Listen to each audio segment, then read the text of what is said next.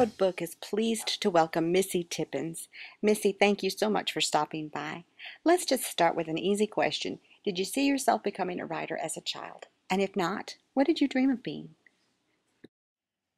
When I was a child, I never really thought about being a writer. I loved to read. I loved to go to the library. The bookmobile was always a special treat. But I didn't really think about writing. I wanted to be a teacher. That was what I always wanted to do. My sister and I played school and were always fighting over who got to be the teacher. I loved being able to sit down with her as my student or my dolls and write tests and get a little chalkboard out. That was my fun thing, was being a teacher. That's interesting, Missy. So, how long did you write before you sold your first book?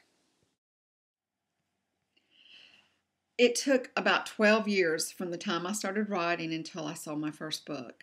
Um, I tell people the story of how I started out. When my son was a baby, I would nurse him and type with one hand, and finished my very first book that way over a period of about 2 months. I actually got a lot of work done on it.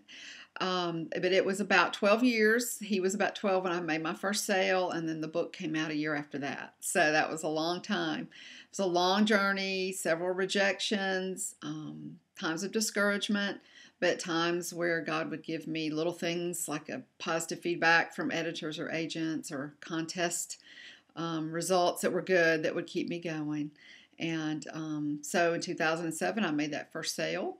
And my son would have been 12 then, so it was a long journey. Now that's what you call a working mom. So tell us about your latest release, A Family for Faith. My most recent release just came out in April. It's from Love Inspired. It's called A Family for Faith. And it is about a widower dad, a single dad, who's struggling to deal with a daughter that's almost a teenager, having some problems with her. And he starts a relationship with his next door neighbor who also has struggled with her own teenage son. And so it's an emotional story about both of them learning to love again, risking love. But it's fun because the daughter and all the town starts a prayer request that Gabe will find a wife. So it's a fun story as well. Emotional and a lot of laughter too. Sounds like a great combination. Now let's talk about your book. Writers often put things into their stories that are very personal. Is there something in A Family for Faith that is about you or someone that you know? As far as anything personal in this story, there's not really. I guess the most personal thing was that I modeled some of my characters, my heroine, some of her experiences on a friend of mine. In the story, Faith has, a few years earlier, had lost custody of her son. He went to live with his father. And that happened with a friend of mine, and she just helped fill me in on the emotions of that. So that's probably the most personal thing that's involved in the story. Most stories I have found, though, that there's usually a little something in there that God's been teaching me that comes through in the stories, or lessons that I've had to learn. I tend to pass those on to my characters. Authors often talk about the hero or heroine of their story, but today I'd like to know something about your villain. Does he or she have a redeeming quality?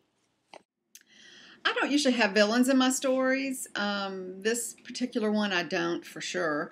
However, my character Gabe may beg to differ. He might like to say that the town ganging up on him to play matchmaker is pretty much being a villain. He did not want anyone playing matchmaker. So he's forever getting chased down by women trying to match him up with their daughters and things like that. So he might beg to differ, but no true villains. Missy, it's been such a pleasure getting to know you today. Thanks again for stopping by the Borrowed Book. Lastly, do you have any parting words that you'd like to share? I really hope you'll enjoy A Family for Faith. I've had a lot of reader letters and emails. People especially seem to like the hero, just be crazy about him. So I hope you'll enjoy Gabe's story, and that the story will touch you as well. Thanks for having me on the blog. This is my first video interview like this. It may be a little choppy, but I've had fun doing it. Thanks.